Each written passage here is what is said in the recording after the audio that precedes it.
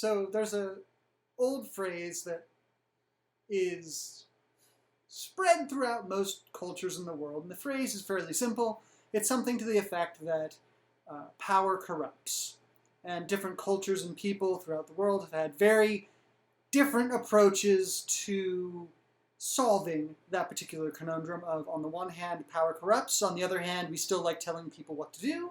So how do we balance this? The people we are going to be talking about for quite some time are the Venetians, and they have a rather interesting solution to the problem of power corrupting. The Venetian Republic, its history spans about 1,000 years, so they had a pretty good run. I'd say they knew what they were doing. And they avoided the standard power corrupts, so obviously a monarchy is the right idea, or a republic, a democratic republic in this case, or an authoritarian dictatorship, or some sort of weird neoliberal colossus or something. The Venetians came up with a very different solution. When they were founded, they decided that their best way of both stopping the incipient upper-class gang wars that plague Italian history in particular, in every city-state, Rome, Naples, Milan, wherever, noble families, alike in dignity, also alike in stabbing each other for money and profit and honor. That was getting out of hand in Venice, so one of the Venetian solutions was to elect a supreme executive, here called the Doge, which is much easier to remember when you realize it shares the same root word as Duke, and put him nominally in charge of the major affairs of the Merchant Republic of Venice.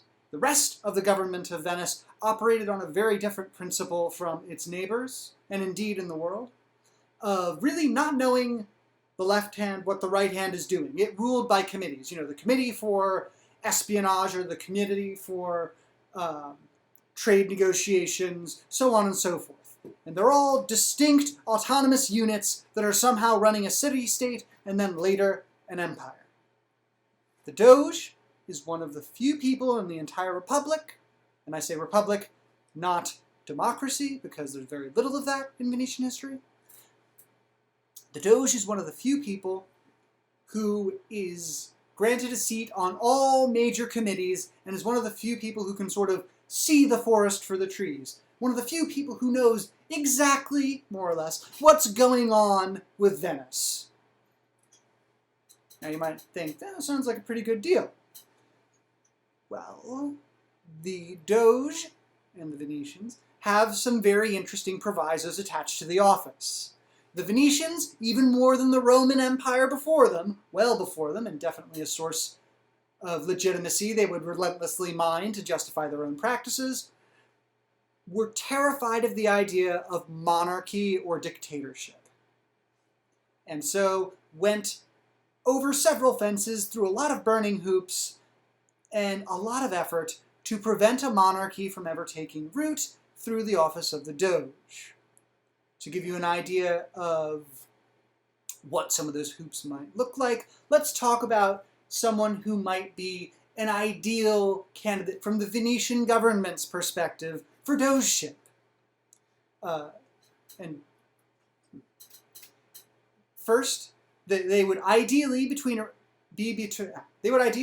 between around 70 or 80 years old, which is ancient then, if not super old now, but getting on there in years. And the reason for that, ideally, is that, you know, even though the Venetians are generally a rather healthy people, you maybe have about 10, maybe 15 years left in the tank. Doesn't matter if you try to become a despot, you only have about a decade to do it, and against active opposition from literally all of the Venetian government organs. So lifespan is a limiting factor. That's an interesting idea. Second factor, if you're looking for a good candidate for Doge, is they're either a widower, or never married, or in any case, lack children. This is really basically an anti-nepotism measure. You know, you can't have the Doge be married. By the way, the feminine version of Doge is Dogeressa, which I think is a wonderful word, if underused. Anyway, well, you can't have the Doge saying, well, yes, obviously, this very lucrative trade deal with the Ottoman Empire, well, I just think I'll give it to eeny, meeny, miny, my wife's family. Well, that's a bit of a problem. Ideally, you want to avoid that sort of thing, or giving a deal to a son or daughter. So, ideally, minimal to no family left. This is another advantage of the first one. If you live long enough, the people you know around you will die. Thirdly, in the US, we have a concept, and it was drilled into us at a very young age, that such thing exists as the idea of a permanent record. I, for one, lived in terror that D- I got on the Spanish exam would live forever in my permanent record and stop me from getting such and such and such. Anyway, it's a cudgel, right? What you do is being watched and noted by unseeing eyes. Well, in the Venetian Republic, they actually did have a permanent record, and if you were being considered for the Doge, the people who were considering you would go through your entire life. You know, if you were stingy or cruel, or maybe had a little too many ties with a rival power, through trade deals perhaps, well, I don't know if this guy's really Doge material. So your entire life is your resume, by the way. It also is a nice early warning system. Someone who might seem to have a little bit of grabby tendencies for personal power gives you a nice 30, 40 years to maybe shunt him into the military or someplace where he can't do as much damage, like leading the Republic. And lastly, we have the wonderful process of electing the Doge. Now, when I say elect the Doge, I don't mean that the people of Venice get inside their town hall and, vote on various candidates with a yay or nay. The Venetians never saw a straight line. They didn't want to zigzag all over. So the application and selection progress was made so fiendishly complicated that it resisted corruption. If you throw in enough steps, people will eventually get bored and stop trying to rig elections and just be like, I guess this works, I can live with it. So, it's not a straightforward process. First step is picking 40 reputable men, or an arbitrary number of people, to vote for the next round of men, who will select among their numbers another arbitrary number, and so on and so forth. At the bottom of this cascade of electors, you will eventually come to a bottom level that actually is in charge of discussing and selecting the Doge.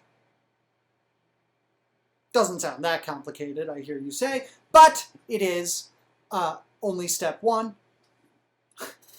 Step two, now that you've done that, at least in the old days, in the early parts of the Republic, they would gather the electors to a central meeting point, and then, to read the votes, they would send a messenger out through a cardinal point of the building into the nearby marketplace and grab the first young unaccompanied boy that they could, symbol of innocence and purity, of course, and in no way attached to any of the electors.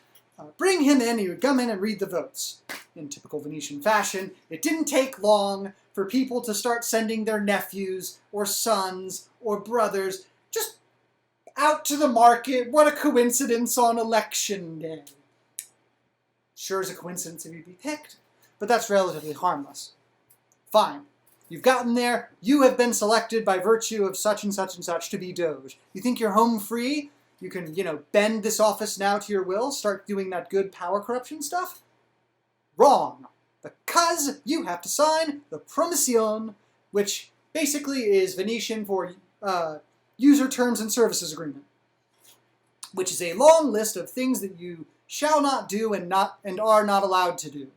Like, meet with ambassadors in private, leave the ducal palace in private, without your posse, for example.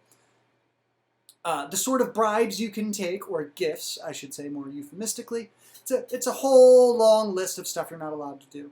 Later in Venetian history, it will become a living document, and we'll explore that later. But yes, you have to sign the Promission, which is a big list of promising you basically won't be naughty. This is enforced selectively, but the Venetians, as Venetian history goes on, start, after about the midpoint, actually enforcing it, which means that if someone had a pretty good embezzlement scheme going as Doge, and the Venetian government found out about it, they would write it into the Promissione and try to patch that loophole, which is an interesting way of combating corruption after the fact. Lastly, the final step is even when you're dead, you're not immune from censure. So fine, you got to be Doge, you made some very good decisions, and eventually, after about a decade, you died. Very sad. But there's a special team, a committee that is formed to investigate the rule of the Doge and look for improprieties. If you were too stingy, or cruel, or overly generous, your family would be located and fined. Located and fined, or exiled, or executed. So that permanent record even extends even into death. Whole lot of restrictions on the Doge's power, but that does not stop the early Venetians, and by early Venetians I mean the first half of the 1,000 years, from trying to make the Dogeship a family business or a budding monarchy. And that's what we're going to talk about next episode.